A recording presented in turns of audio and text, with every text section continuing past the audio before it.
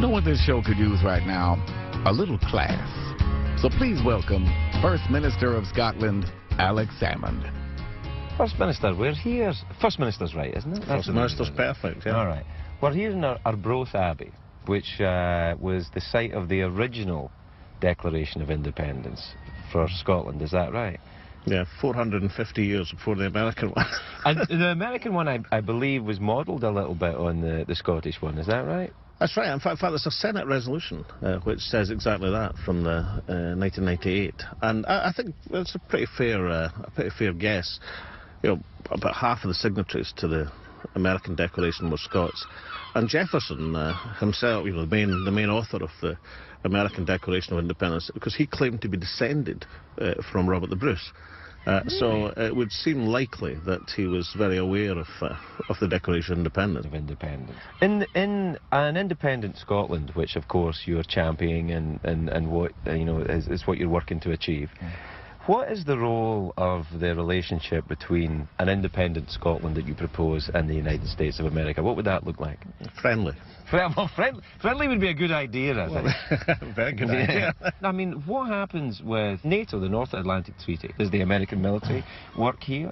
Well, we don't actually have American bases at the present moment, but Scotland, would we? Scotland would cooperate the same way as Free Partners for Peace, Ireland does at the present moment, or Sweden does. So, I mean, Scotland would be part of that western nexus of nations, and we'd have the firmest and strongest of relationships with the United States of America. I mean, after all, if we provided some of the inspiration for the American Declaration of Independence, we've got some historical claim, and after all, for providing Craig Ferguson, and then we've got some modern claim to fame. I don't think that that's going to get you anywhere with the American public, but... No, don't undersell yourself, Craig, come on.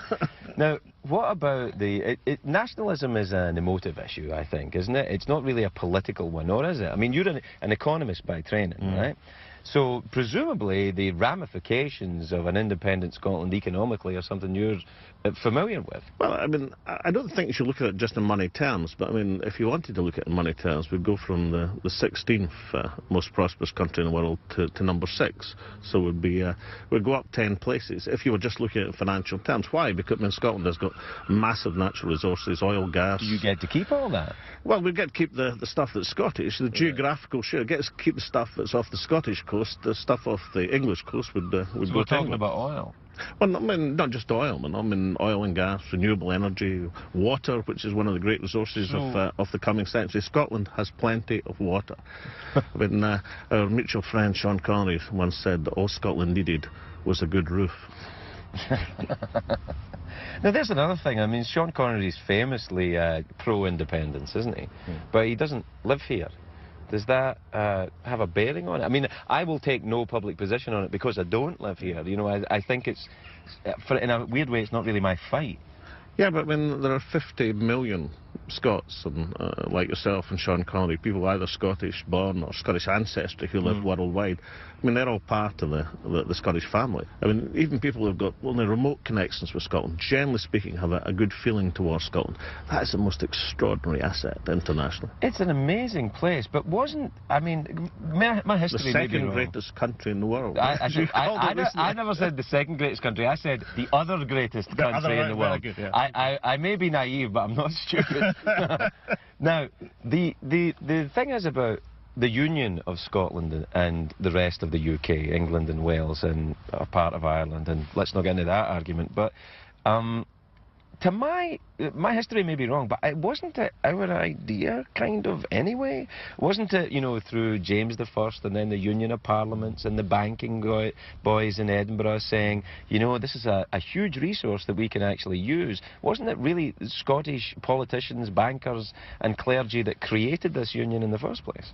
Well, it certainly was the Scottish monarchy which took over the English monarchy, but Scotland and England had 100 years as independent countries sharing the same monarch, which is what we propose now. Is that what you propose? Yeah, but, you know, before the Union of the Parliaments, and whoever this idea of the Union of the Parliaments was, it certainly wasn't the Scottish people's idea. I mean, if it had been put to a vote, if you'd had democracy in Scotland in the early 18th century, like democracy came to America in the late 18th century, then the idea of an incorporating union would have been shot down in flames. So it wasn't the people's idea. And, you know, this abbey, this decoration of Arbroath, I mean, what was the actual significance? This decoration here, way back in the 14th century, was the first decoration, probably, certainly in European history, probably in world history. It said, look, the people are significant, and, you know, the people have a role in this, not just the monarchs, the kings, the prelates, the bardens, but the people. And that was the aspect. So you're saying it was the transferred to birth of America. Enlightenment thought, perhaps? Well, certainly it's the birth of a kind of collective democracy, a community of the realm, as they called it. And later on, of course, Scotland contributed massively to the intellectual advance of the 18th century, which again was part of the engine behind American independence. You know, see, this independence thing, it's a very catching idea.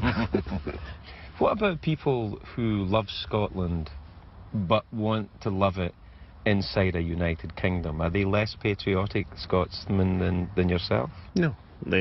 People have the right to express their politics and the right to express their identity.